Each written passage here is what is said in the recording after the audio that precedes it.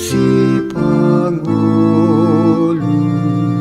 para si rohai saylo asaw Mangulo palas marohaki pasihar mabuhiku Pangulo matondiku tangihon hataki.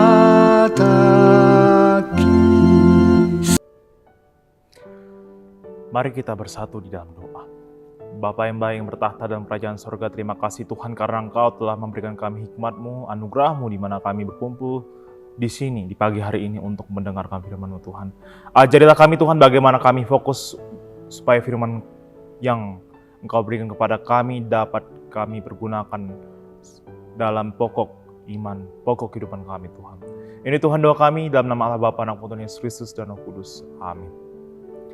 Shalom, selamat pagi bagi kita semua Bapak, Ibu, dan teman-teman yang terkasih dalam Tuhan Yesus Kristus. Firman Tuhan yang menyapa kita pada pagi hari ini diambil dalam Ayub 19 ayat 25. Saya akan membacakannya untuk kita semua. Beginilah firman Tuhan. Tetapi aku tahu penebus hidup yang akhirnya ia akan bangkit di atas debu. Sekali lagi, tetapi aku tahu penebusku hidup dan akhirnya ia akan bangkit di atas debu. Demikian firman Tuhan. Bapak, Ibu, dan saudara-saudari yang terkasih dalam nama Tuhan Yesus Kristus, kita tidak asing lagi dengan kisah Ayub yang menunjukkan bahwa Ayub tetap bertahan di dalam penderitaannya.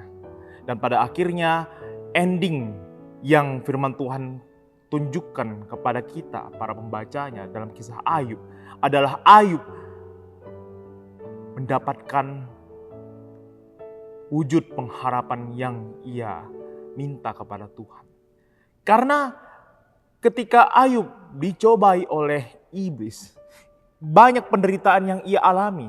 Kalau di zaman itu, ini salah satu penderitaan yang paling terberat. Salah satunya di mana Ayub kehilangan anak-anaknya, kehilangan hartanya, sakit parah, teman-teman yang menuduh dia dan berdosa, dan istrinya yang menyuruh Ayub untuk mengutuki Tuhan.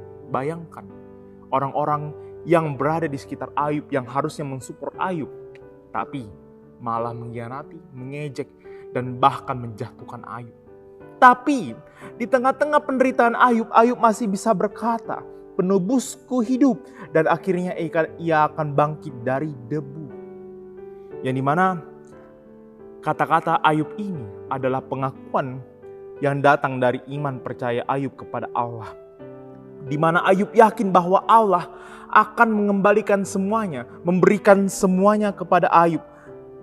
Walaupun semua orang yang berada di sekitar Ayub meninggalkan Ayub sendiri. Yang artinya itulah bentuk pengharapan Ayub yang tidak pernah patah dan tidak pernah putus walaupun situasi, kondisi, dan pergumulan yang ia rasakan. Sama seperti kita di zaman ini Bapak, Ibu, dan teman-teman yang terkasih. Di mana kita datang kepada Tuhan dengan berbagai pergumulan, persoalan, overthinking yang berbeda. Tapi ingatlah, ketika kita beriman, mengaku iman kita kepada Tuhan Yesus Kristus. Yang namanya iman itu adalah hubungan kepada Tuhan, antara kita kepada Tuhan.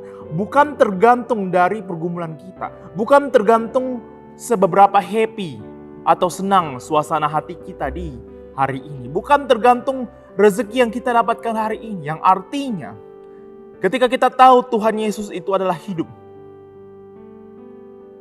maka di dalam setiap pergumulan kita, persoalan dan overthinking kita, yang kita fokuskan adalah tetap berdoa dan tetap berpengharapan, bukan fokus kepada pergumulan yang kita alami. Sehingga niscaya oleh karena kehendak Tuhan, oleh karena waktu yang telah Tuhan tetapkan sendiri, kita akan mendapatkan sukacita di akhir dari pergumulan kita. Kiranya Roh Kudus memberikan kita hikmat agar kita semakin dibantu untuk mengerti bagaimana kehendak Tuhan bekerja dalam hidup kita. Dan kita diajarkan untuk tetap berpengharapan pada iman kita kepada Tuhan Yesus Kristus. Amin. Kita bersatu di dalam doa. Bapa yang baik yang bertahta dalam kerajaan surga, terima kasih Tuhan karena firman-Mu pada pagi hari ini mengajarkan kami untuk tetap berpengharapan kepadamu melalui iman kami kepada Tuhan Yesus Kristus.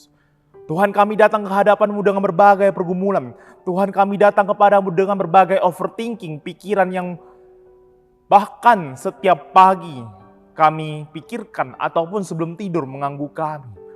Tuhan, melalui firman-Mu pada pagi hari ini kami diperbaharui, agar kami selalu tetap kuat untuk menghadapi pergumulan yang kami hadapi dengan selalu berpengharapan dan berdoa kepadamu. Tuhan, dengarkanlah kami, agar kami mendapatkan sukacita oleh karena kuasa-Mu Tuhan. Ampuni Tuhan dosa-dosa kami dan berkati Tuhan pagi hari ini. Awali Tuhan pagi hari ini dengan belas kasih-Mu Tuhan, agar kami dapat pergi beraktivitas demi kemuliaan nama-Mu Tuhan. Ini Tuhan doa kami dalam nama Allah Bapa, Anak, Putra, Yesus Kristus dan Roh Kudus. Amin. Shalom, selamat pagi bagi kita semua.